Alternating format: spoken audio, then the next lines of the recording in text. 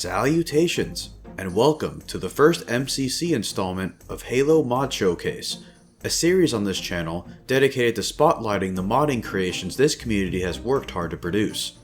Each episode of this series will cover a certain theme that I'll be looking for, with this installment going over original single-player campaign maps. To be featured on this episode, I needed to find mods that weren't just modifications of a stock campaign map for the specific game I was playing. For example, since, spoiler alert, Halo 3 mods are going to take center stage for today's episode, I wouldn't be playing modified Tsavo Highway, The Storm, etc. The mods I chose needed to focus on level geometry that isn't native to Halo 3's campaign. With all that said, let's begin.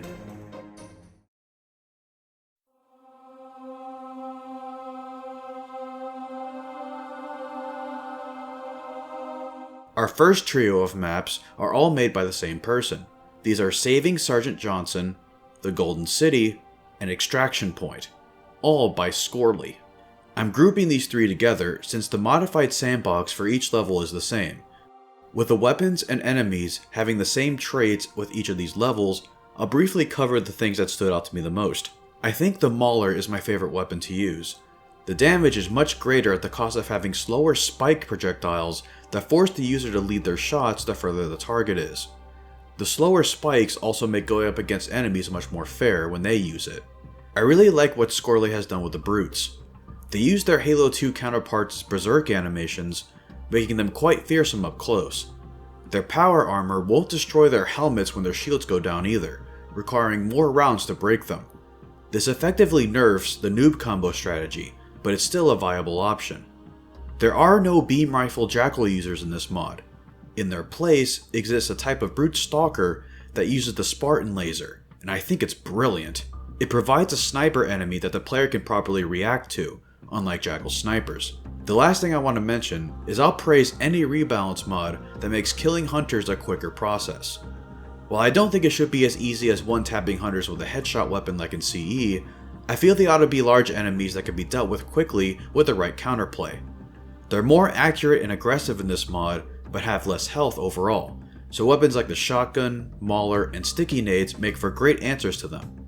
One critique I do have of the sandbox is that I feel the assault rifle is a bit too good now. Scorely buffed accuracy and damage, but they also increased bullet damage versus flesh and gave grunts less health.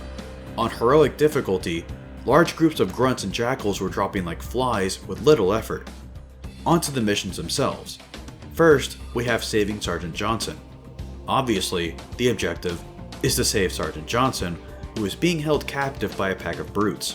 The other objective, once you secure Johnson, is to disable a Covenant anti-air gun that's preventing Miranda from sending an evac pelican to you. Golden City has you going through a gauntlet of Covenant forces in an ancient desert, eventually making it to a large Foreigner anti-air gun that could destroy the Covenant ships hovering over the area.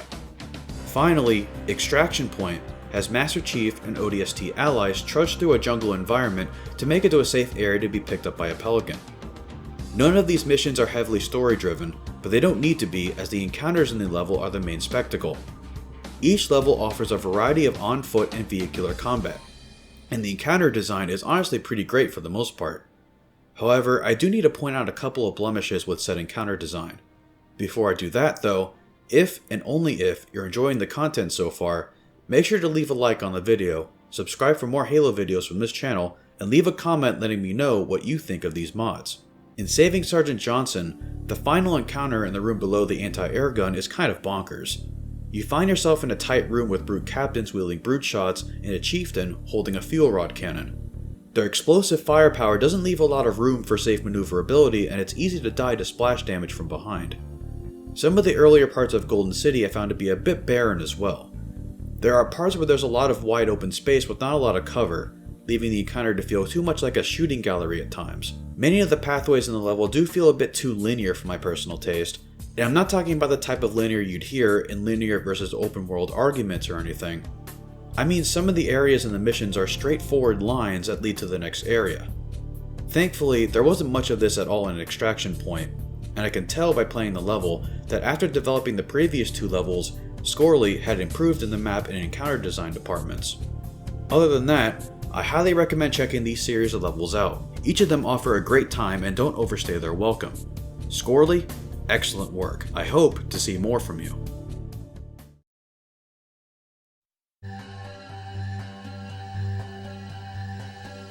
For our next couple of levels, the Flood is the primary showcase. First up is Contamination by I can't think of a good username. This is a fairly straightforward level. Survive wave after wave of flood forms inside one of the rooms seen in Halo Combat Evolved's 343 Guilty Spark mission. I know this is technically a firefight level, but since Halo 3 doesn't have a native firefight component like ODST and Reach, I felt it counted for this game engine. It's a pretty fun time, and the art direction for this map is superb. Great stuff.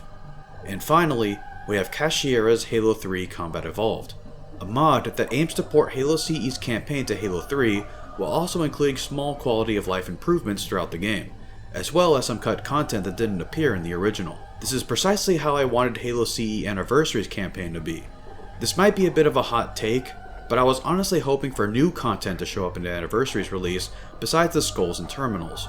While they were great additions in their own right, they don't hold a candle to the potential of using new weapons such as the flamethrower and fuel rod gun, for example. If you've played a level in CE before, you know exactly what to expect, only this time, it's centered around Halo 3's rendition of the Flood. You're capable of completely decimating their bodies here, and infection forms can take over elites and revive fallen allies, adding a whole new depth to the Flood combat on this level in particular. The visual design of the map is much more faithful to the original art direction than what CEA offered. In Anniversary, the level was much too bright, and a lot of the fear factor that came with keys was stripped away.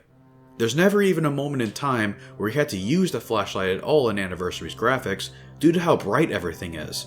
Also, there's small geometry imperfections throughout Anniversary's campaign that actually affect gameplay to a degree. A piece of a cliffside can appear in one location in classic graphics, but won't be there in Anniversary, creating an invisible wall. None of these blemishes can be found in Cashiera's mod. The level is dark enough to warrant the usage of the flashlight while also offering a sense of dread for the player, and no invisible walls in sight. Something I thought that was really neat involved the parked wraiths inside the Covenant ship. In CE, you're unable to use any of the vehicles in this room, but here, you can use the wraith's gun turret. I always found it annoying how in CEA, the Reach port of the Wraith still included the plasma cannon despite going completely unused in CE's gameplay. Each of the weapons featured in the mod are recreated to be a lot like their CE counterparts, with the flamethrower and fuel rod gun even using their Halo 1 animations. I would prefer it if each of the weapons used their Halo 1 animations alongside them to keep the animation quality consistent though. My only gripe with the gameplay of this mod does come from the elites. Halo 3's elites are not well designed to be enemies in this game, and they end up being major pushovers, especially in a sandbox as high powered as CE's. It does kinda make me wish we still had the CE elites, to be honest. Overall, this rendition of Keys is absolutely amazing, and you should all give it a subscribe. I can't wait to see the rest of the campaign. And that's going to be it for this installment of Halo Mod Showcase. Make sure to subscribe to see more episodes. The next one will be our first dive into the multiplayer maps. I'd like to thank my Sangheili Zealot Tomislav, as well as counselors Ak, Alec Hash, Basic Toast, Konar Daytona, C3 Sabretooth, Ghost Slayer, Ghost, Joshua Fisher, Just Larm, Kyle Dealman, Michael Johnson, Punk Anderson, Rad Mayan, Scatman, Sean T, Synonymous Hooligan, The Cave Potato, Tom Bax, and UNSC Shooter. This is the Vengeful Vadim. Always remember that you matter more than you think you do, and I'll see you on the great journey.